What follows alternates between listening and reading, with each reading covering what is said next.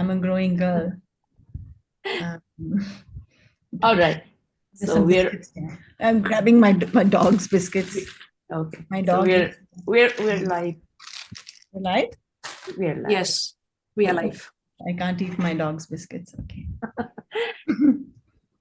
Uh, So, Welcome everyone to Ananke's Festival of Literature Day 2. I'm absolutely delighted to welcome our keynote opening address speaker, Feryal Ali Gauhar. Welcome, Feryal. thank you. A little bit about Feryal. Feryal Ali Gauhar graduated from the Lahore American School in 1977 and attended college at Keynote in Lahore and Sweetbriar in Virginia, USA. She read political economy at McGill University, Montreal, studied media education at the University of London, trained as a television broadcaster in the Netherlands, and as a filmmaker and development journalist at the University of South California. She served as a fellow of the Gates Institute at the Bloomberg School of Public Health, Hopkins University, in the area of global leadership in population issues. She has an MPhil in Cultural Heritage Management and was admitted to the Heritage Studies Department at Cambridge University, UK, for doctoral studies.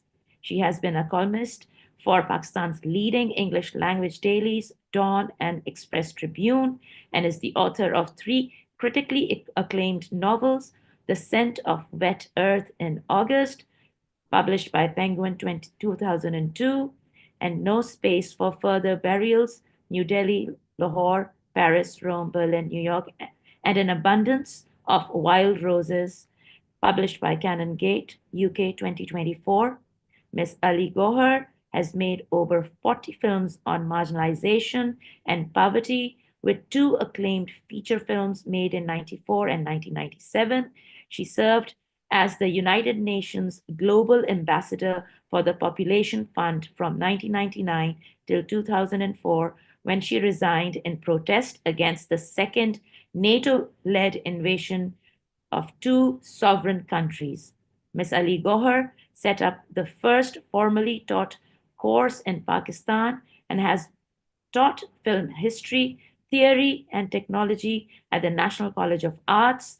She lectures at Apex institutions, that is National Defense University, Administrative Staff College, Civil Services Academy, and National Institute of Management on women and economic development, reproductive health and health and rights, gender-based violence, the environment poverty nexus, and cultural heritage management. Feryal has worked with World Monuments Fund, New York, as coordinator for Chile's cultural landscape documentation project for the area of Gilgit-Baltistan, where the Daimar Basha Dam is being built by the government of Pakistan. She has served as project consultant for Pak German Archaeological Mission and for the Italian Archaeological Mission in Pakistan. Feryal has led the team which wrote the Cultural Heritage Management Plan for Daimir Basha Dam. I hope I'm pronouncing that correctly.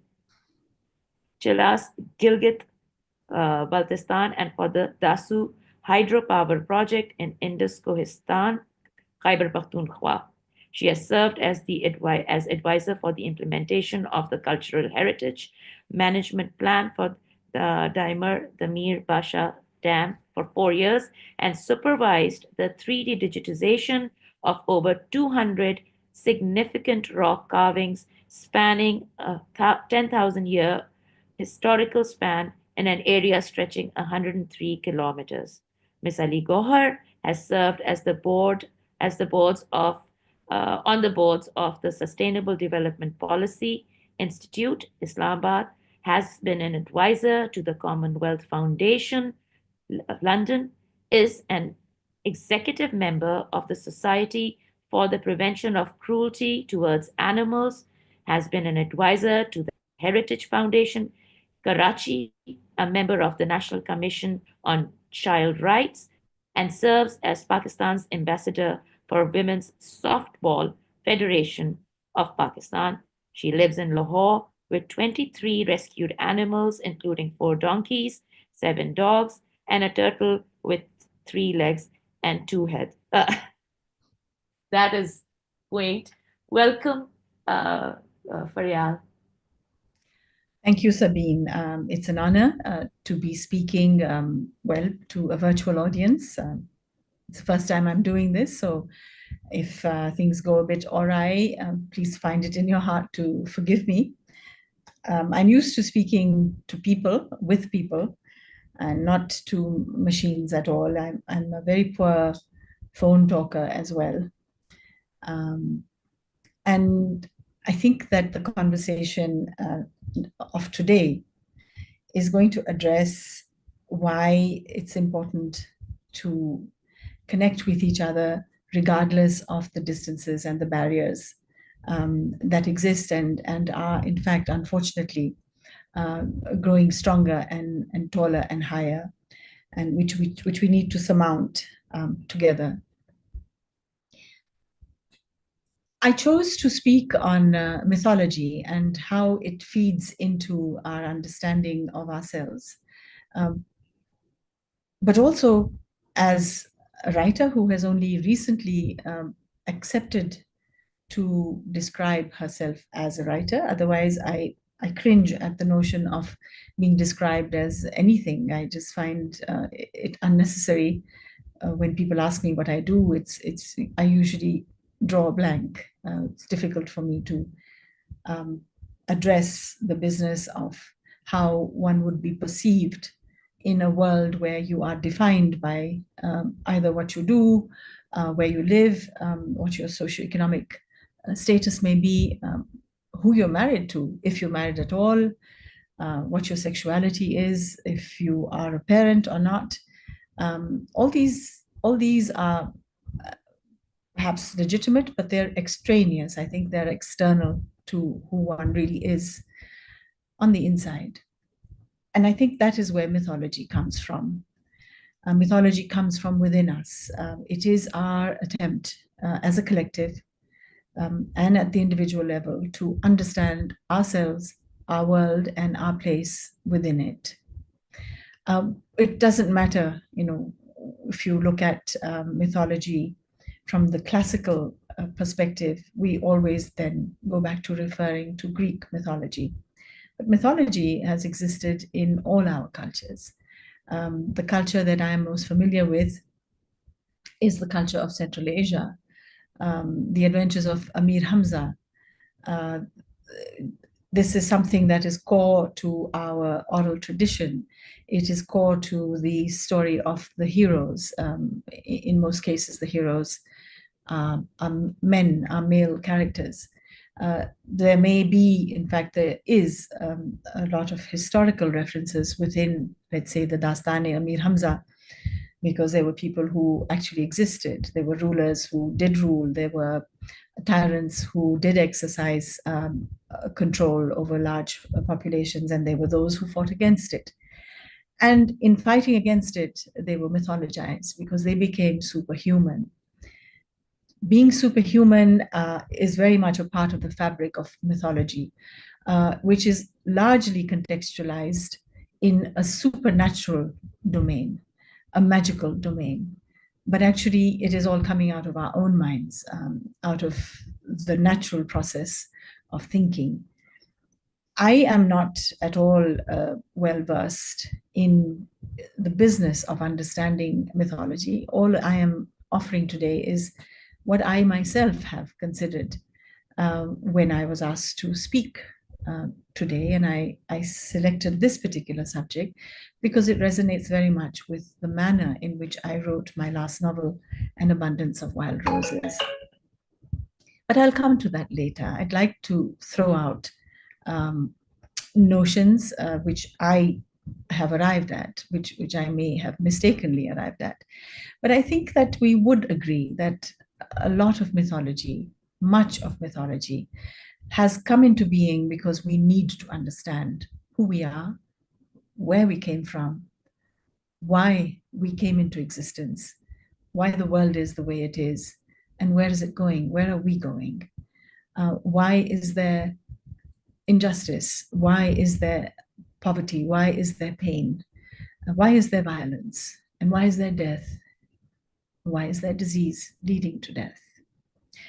So these are universal concerns. Every single one of us, regardless of our socio-cultural, religious experience or identity, are familiar with the human condition just because we are born human. We must also then accept that many notions that we are constantly throwing out on almost a daily basis are also humanly constructed, much as mythology, to me, is our own product. I think notions of justice, notions of equality, even notions of perhaps freedom, democracy, many of these came at a much later point in the business of finding ourselves and defining ourselves as communities. So I do believe that these are humanly constructed notions. These notions of justice, good and evil, equality, freedom, all the good things that we preach and that we fight for are also part of the religious or the theologies that some of us may be familiar with and subscribe to. Some of us may challenge those. Nevertheless, the fact of the matter is that it is a universal fact that all of us experience the same questions, and that is our place in this universe. Where is this universe? How did it come about? And why are we here? So, in order to explain to ourselves, we create mythology. In some cases, that could also be the beginning of theology. I'm not going to go into that realm as it becomes problematic, which we do not want for this conference. The concerns that all humans struggle with are literally ones of life and death and the time in between. The stories which are told in all mythology are stories of struggle, conflict, possibly revenge, also redemption. Why have the stories been structured in this way? Because that is how we live our lives. There is a struggle, there is almost always a conflict. We do have the desire to seek revenge against those who we perceive have wronged us, and that is at an individual as well as a collective and community level. The current wars that are being fought in our known world are based on mythology. The political notions that we live by are based on the notions of superiority and inferiority, on the dynamic of submission and dominance, on who is right and obviously who is clearly wrong. Who defines that are the heroes. Those are the heroes who carry on the narrative into the next generation, who perpetuate the symbolic virtue of heroes and from whom we learn. So mythology is a sociological experience as well. It is a pedagogical experience in that it teaches us the difference between right and wrong or good and evil. It teaches us that a certain act begets another. It teaches us that disease often leads to death, but how do we cope with the loss of a loved one? There are other worlds after all, so say the mythologies. And those worlds are peopled. Those worlds have gods. Those worlds have hydra-headed monsters as much as the mythological worlds that we imagine and that we make real, because the imagination is what also informs the reality that we believe is objective. But is it objective? And are mythologies not objective? Do we not inform ourselves every day of notions of submission and dominance based on what mythological narrative has taught us? Do the people fighting the oppression of a state which seeks to obliterate them? In this case, it happened to the Jewish communities of Europe during the Second World War. Do we not understand that the mythology or the narratives that were developed by the Nazi state were very different from that which we were taught in a post-colonial context, perhaps in the subcontinent? Do we not know that the mythology of racial superiority is what enabled colonialism to extract resources, to oppress indigenous populations around the world in order to justify dominance and submission? That too is mythology. The mythology being exercised by the state of Israel against the people of Palestine is that the Palestinians have no business to be there. The Palestinians are not human, they are subhuman people. They need to be removed. The mythology that Mr. Donald Trump has created, and with his admirers and his coterie of chosen comrades has exercised, is a mythology born of bigotry and racism. But is it just Mr. Donald Trump? Or does it go back much further? Does it go back as far as the notion of manifest destiny, which informed the white colonial settler in what became the United States of America to exterminate native indigenous tribes because they were savage? They had no place in that world, as much as the Palestinians have no place in Palestine. There was a mythology much before that. There have been mythologies for thousands of years. And always there is a hero. And always that hero fights tyranny. And always that hero wins. Well, at least in most cases, the hero wins. So in a sociological and pedagogical sense, mythologies essentially bring to us possibility. Mythologies also allow us to recreate a world, to reimagine a world in which the suffering and the conflict that we experience in our objective reality is represented in story form, in symbolic form, using the language of mythology, in order for us to understand the suffering, in order for us to see the end of suffering. And therefore, for me, as a device, without ever having thought consciously of it, I created mythology in my last novel. I used the language of what I refer to as spirit beings, which in the area where this novel is contextualized are the pariting, loosely translated to the Urdu word pari. But actually, pari is a benign form, like Tinkerbell in Peter Pan. The pariting, on the other hand, are not benign. They are malignant spirits. In my mythology, I actually completely subverted the notion of malignancy. These were the spirits of animals who have been hunted down by humans over centuries. And these spirits live in a castle of stone and ice, which to the people of the area where I lived when I was wanting to write this book, the book was a byproduct of an experience which I was, in a sense, invited to have by the government of Gilgit-Baltistan. This experience was to do with the fact that women and young girls were committing suicide with such regularity that the area is now known for its highest incidence of female suicide. And I had been asked by the chief minister of this province in Pakistan to investigate why this was happening. So during the time I lived in this cluster of villages in the far north, I would meet women and young girls from different generations.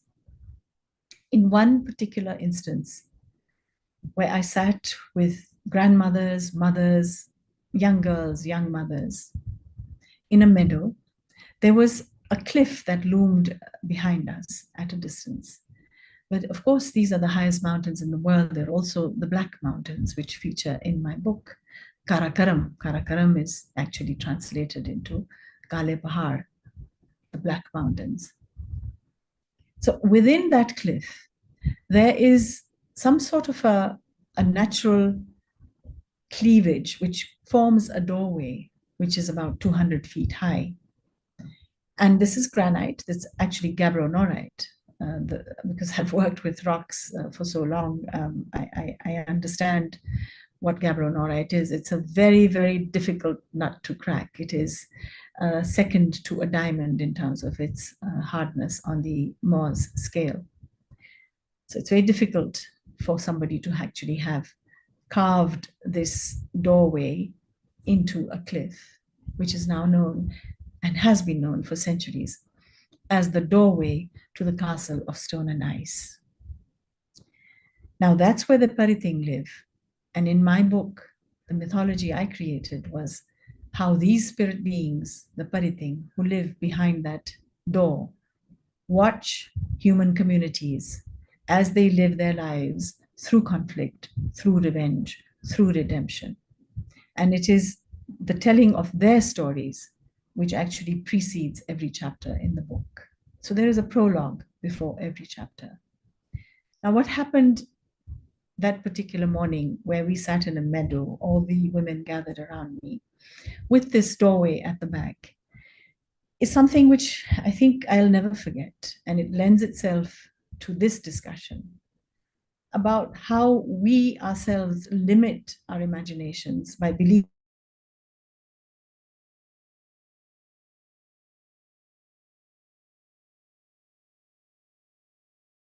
if this is the way it is, then we must also believe that there were weapons of mass destruction, another myth that was woven. Then we must believe that the wars that have been fought by the United States of America and its allies in NATO were fought for the right reasons, such as enduring freedom. Whose freedom? Is that not a mythology? Are these not myths woven by people who justify acts of violence against entire populations? Are they not myths when they tell us that this is objective reality? So mythology is not something that is supranormal or supernatural. It is a reflection of who we really are. So what if there are two-headed monsters and like my two-headed turtle? There may be. In Islam, of course, we have the notion of jinnat, which are these other beings who have as much a right to be in this world as we do. I have one in my home, I believe I've been told. He's a very benign jinn. It's a male. It's a very old jinn. And he brings me gifts. I want to get back to the story of the women in the meadow. I want to connect it to how we need to push the boundaries which limit us, which restrain us, which force us to believe that this is the objective reality. It is given, and therefore we must accept it. I want us to understand that we create our own realities as much as we create our mythologies.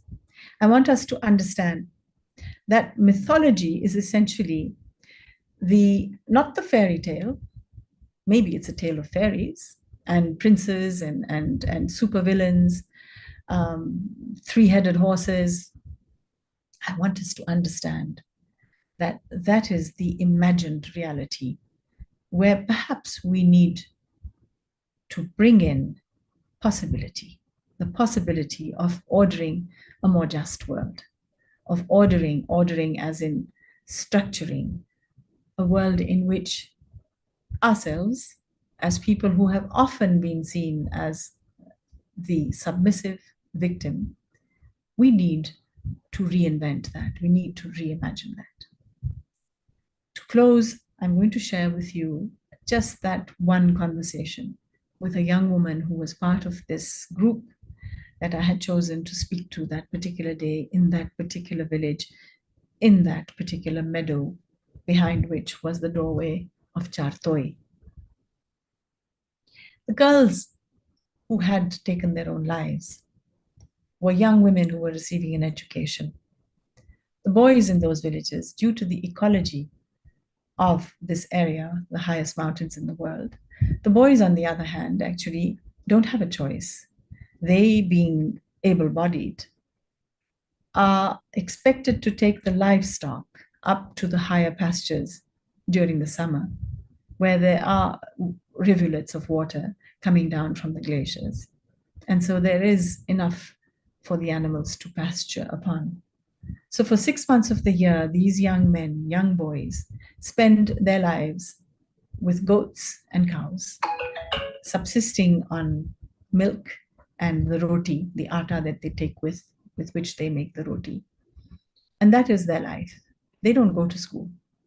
So the girls who, due to the interventions of developmental agencies, of the English madams, which of course I have a whole character in my book, which is the English madam, who is benign and wishes to bring what we call progress to this area without understanding the social dynamics, the ecological dynamics and compulsions. The girls receive an education and are expected to marry into the same family where the young men only know goats and cows. And this has created a huge cleavage in that society. The young girls have seen what the world can offer them. They have seen that that myth is actually something that is attainable. The myth of a woman who is empowered, the myth of a girl who can make her own decisions, the myth of a young person who happens to be a female who can do exactly what her young man could do. So when I asked, why is it that these educated girls, often going into college now, have chosen to put a noose around their necks, ending their lives? A woman whose closest friend had done just that got up from the circle where we were sitting and came up to me. And she stood in front of that doorway that's carved into that mountainside. It's 200 feet high. The mountainside is, of course, thousands of feet tall. But the door has been measured. It's 200 feet tall. And she said, Madam, and I will say this in Urdu, translate it into English for those who don't understand or speak Urdu. She said, Baji, हमारे वालिदैन हमारे लिए एक खिड़की बना लेते हैं जिसमें से हम दुनिया को देख सकते हैं, लेकिन वो दरवाजा नहीं बनाते जिसमें से हम उस दुनिया के अंदर दाखिल हो सकें. What she said is that our parents, in their endeavor to educate us, they make a window for us so that we can look out at the world, but they fail to make that door through which we can step into that world. When she said this, I looked up, and behind her was the doorway of Chartoi, the doorway of mythology, the entrance to possibility. Thank you very much. Thank you so much, Feryal. Welcome. This has been not just learning, but, such food for thought. So thank you so much for that. Thank you. That reminds me, I'm hungry. Can I eat now? Yes. I have my boiled eggs and my lemon tart and my cheesecake. Things. I need to come over. You must. Yeah. We can share the cheesecake. How many minutes was that?